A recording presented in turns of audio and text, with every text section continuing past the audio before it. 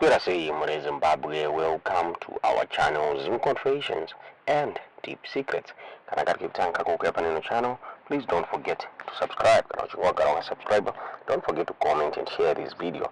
That's what Zimbabwe Bulitswa and Job Sikhala, we are another chairman with the National Democratic Working Group, a prominent political and civil society activist.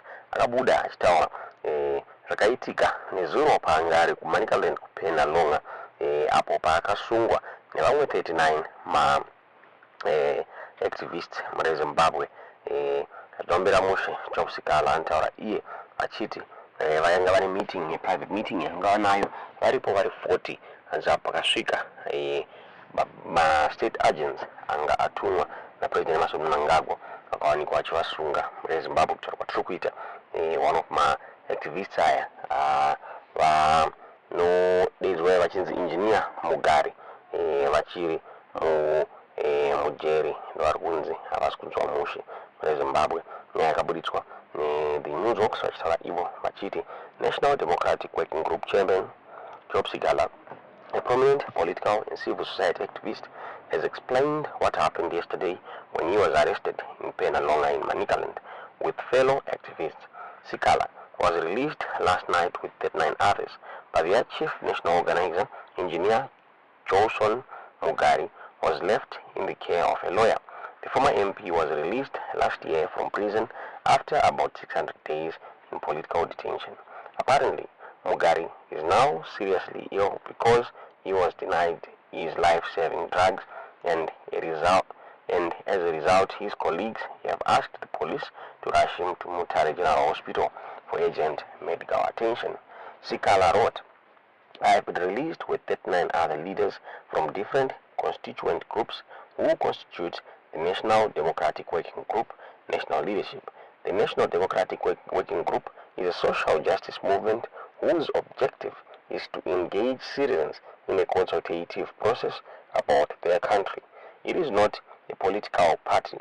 The 8th of February 2025 was a calendar date for its leadership meetings. That happens after every 3 months.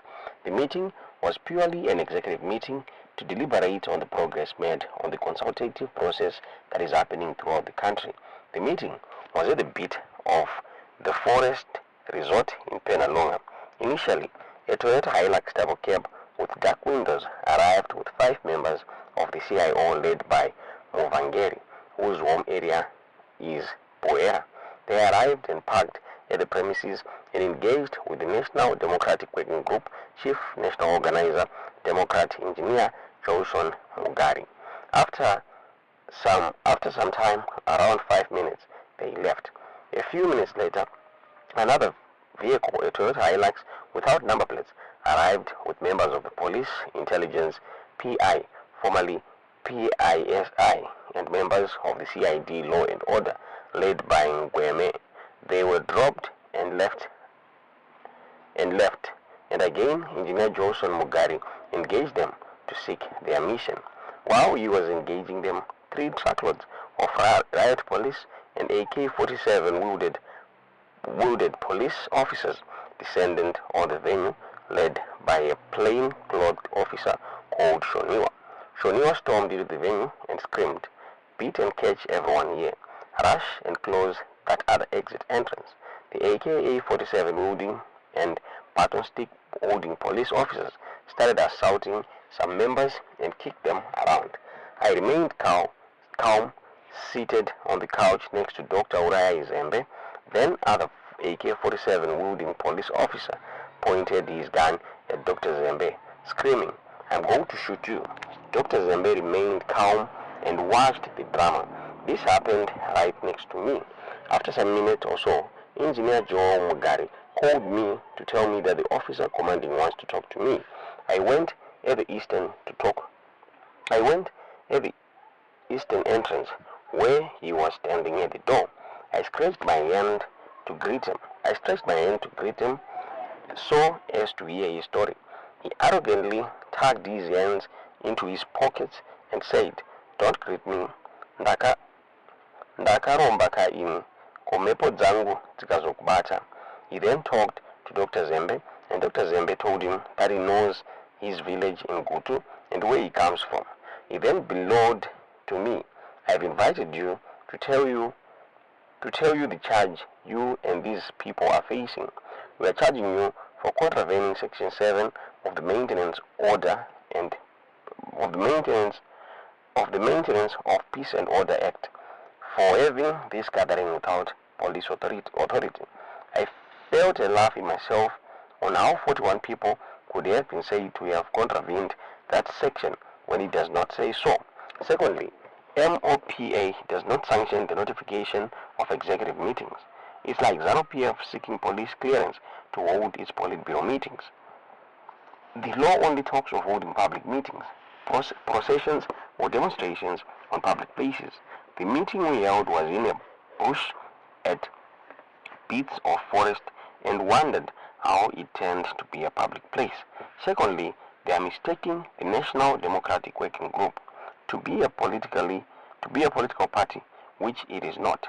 We were then commanded to get into waiting pickup trucks under heavy and torrential rains. Mutare was heavily raining today. Rains pounded on us from bits of forest to Penalonga police station around 12 noon. We all got wet and we looked like ramshakos when we finally arrived at Penalonga police station, which was a distance. All our phones were switched off and we were asked to sit down on some dirty floor. Recording each individual's details took about 3 hours.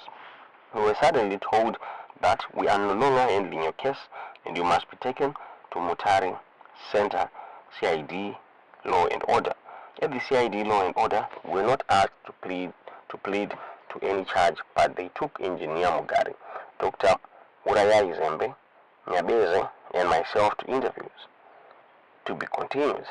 Ndo zvabuditswa na Sikhala muri Zimbabwe achitaura pamusoro penyaya iyi, achitaura iwo achiti mabatiro akaitwa nema-CID muri Zimbabwe akanga atumirwa nebatiro ZANU-PF. Tingaziva kuti munoona sei nyaya iyi Sikhala ndakaspenda more than 500 days ari mujeri, so anga kuda kudzoserwa zvakare mukati nevakomana vezano. Singaziva kuti munoona sei nyaya yetu udziwo zvamuri kufunga pamusoro penyaya iyi mucomment section.